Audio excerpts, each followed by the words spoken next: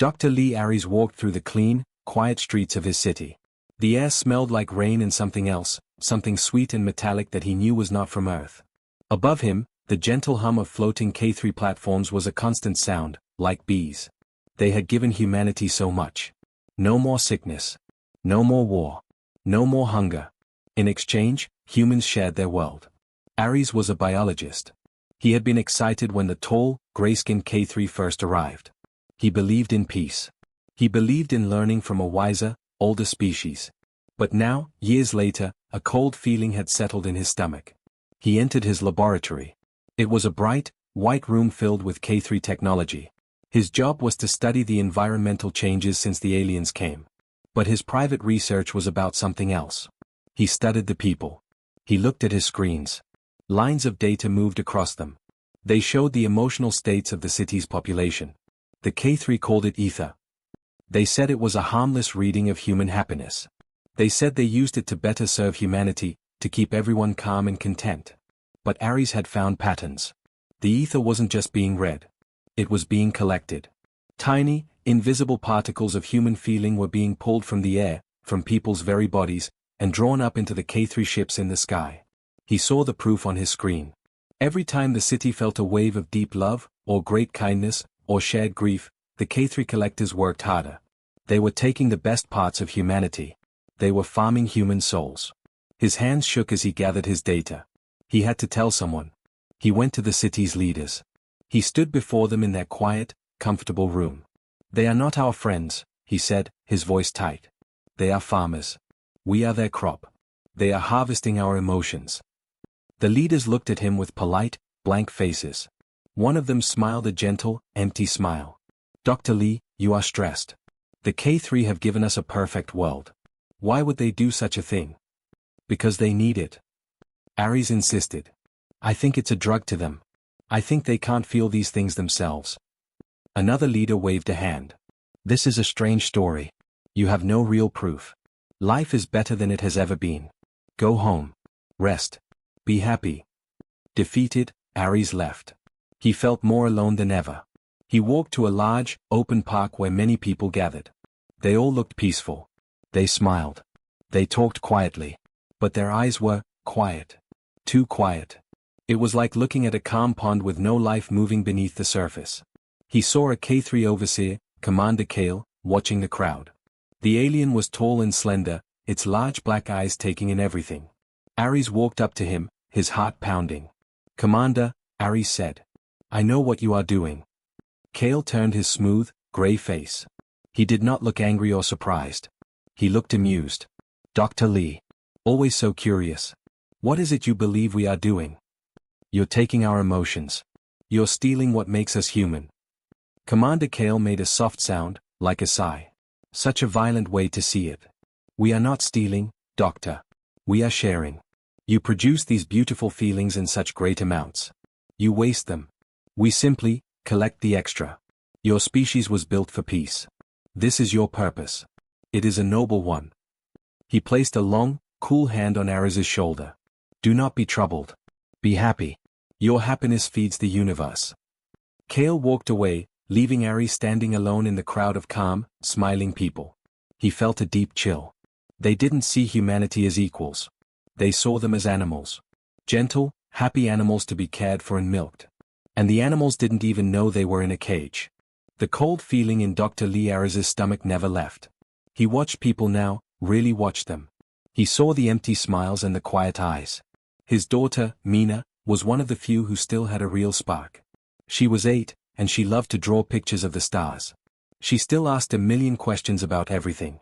She had not yet become quiet and calm like the others. One day, the gentle hum of the city changed. A sharper sound cut through the air. It was a K3 alarm. Aries' screen flashed with a message. A major energy collector in the city center was having a technical event. People were advised to stay calm. Aries' blood went cold. He knew what a technical event was. His research showed the K3 sometimes created small problems, a power surge, a transport delay, to stir up strong feelings in the population.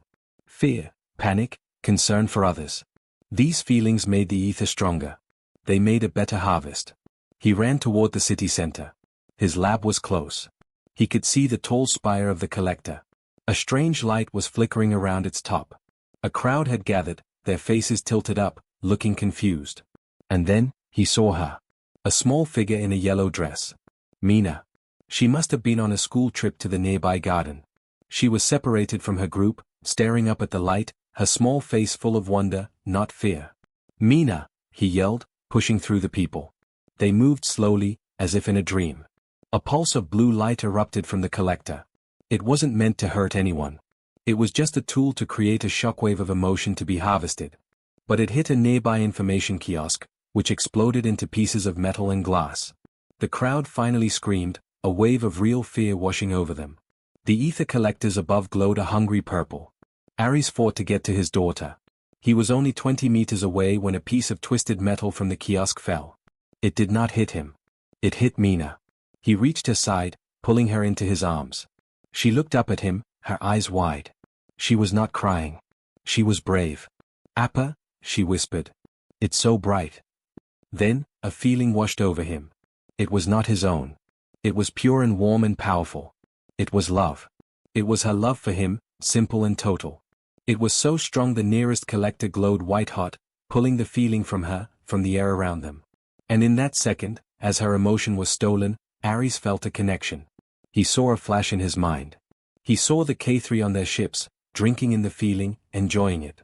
He saw Commander Kale's calm, satisfied face. He saw that this was all planned. The events, the fear, the harvest. It was all for them. The love faded. The light in Mina's eyes went out. The crowd's fear turned to a low, shared sadness. The collectors hummed, happily taking that, too. Ares held his daughter's body. His own grief was a storm inside him, but a strange silence fell over him. The K3 had taken the last pure thing in his world. They had taken her final gift of love and used it as a snack. He carried her home. The city was already returning to normal. The event was over. People were calming down, their brief moment of strong feeling already fading, taken from them. That night, Ares did not cry. He sat in his dark lab. The storm inside him had frozen into something hard and sharp. He opened an old, forgotten file on his computer. It was from the early days of First Contact. A theory. A weapon called the Soul Mirror. It was never built. Everyone said it was a terrible idea. The idea was simple. If the K3 were connected to the ether network, you could send a signal back. You could not send them love. They would just drink it. But you could send them something else. You could send them what they had given him. You could send them rage. He typed a name into his computer. General Park Jin. An old soldier who had never trusted the aliens. He typed another name. Kim Hanna. A brilliant engineer who had been fired for asking too many questions. He typed a short message. They took my Mina. They will take everything. I have a plan. Will you listen? He pressed send. The message vanished into the silent, watched city. He waited in the dark, hoping someone out there still felt something real. The days after Mina's death were quiet. Too quiet. Dr. Lee Ares moved through them like a ghost. The people in the city had already forgotten the small event. Their calmness felt like a sickness. But in the shadows, a heart was still beating. Ares got a reply. It was from General Park Jin. It was only 2 words. I'm in. Another message came from Kim Hanna, the engineer. It was a set of coordinates for an old, forgotten subway tunnel deep under the city. That night, Ares went down into the dark. The air was damp and smelled of old concrete. In a small room lit by a single yellow light, he met them. Park Jin was an old man with a stiff back and angry eyes. Kim Hanna was young, with clever hands that were always moving. They killed your little girl to feel good, General Park said, his voice a low growl. That is an act of war. Hanna nodded. The whole city is their antenna. It pulls in our feelings and sends them up. Your plan, this soul mirror, it is crazy. But it is the only way. Their plan was simple, but impossible. They would not build a new weapon. They would change the one the K3 had already built. They would turn the city's own ether collectors against their masters. Hanna explained. The collectors take our emotions and send them up to the ships. We cannot stop the signal. But we can change it on the way. Change it how? Ares asked. We invert it, she said. Like looking in a mirror. If they send up love, we will send them back hate. If they send up peace, we will send them back rage. We will give them a taste of every terrible thing they have made us feel. It was a dangerous idea. The K3 watched everything. They had to work in secret, using old wires and forgotten tunnels that were not connected to the main network. They used tools that did not need power, so the K3 would not see the energy use. General Park was their lookout. He knew how to stay hidden. He watched the K3 patrols and gave warnings when it was safe to work. Weeks passed. Ares and Hannah spent every night in the tunnels. They slowly rerouted wires. They connected old servers to the new ones. They built a secret switch that would turn the mirror on. One night, a problem almost ended everything. A K3 scanner drone floated into their tunnel. Its blue light swept the walls. Ares and Hannah froze in the dark, holding their breath. They were sure they were found. But the drone moved on. It did not see them. Their simple, non-electric tools were invisible to it. The K3 only looked for advanced technology. They never thought to look for simple people with simple tools. This gave Ares a dark hope. The K3's greatest weakness was their arrogance. They truly believed humanity was just an animal, too simple to fight back. They never imagined the animals were building a trap under their feet. Finally, it was ready.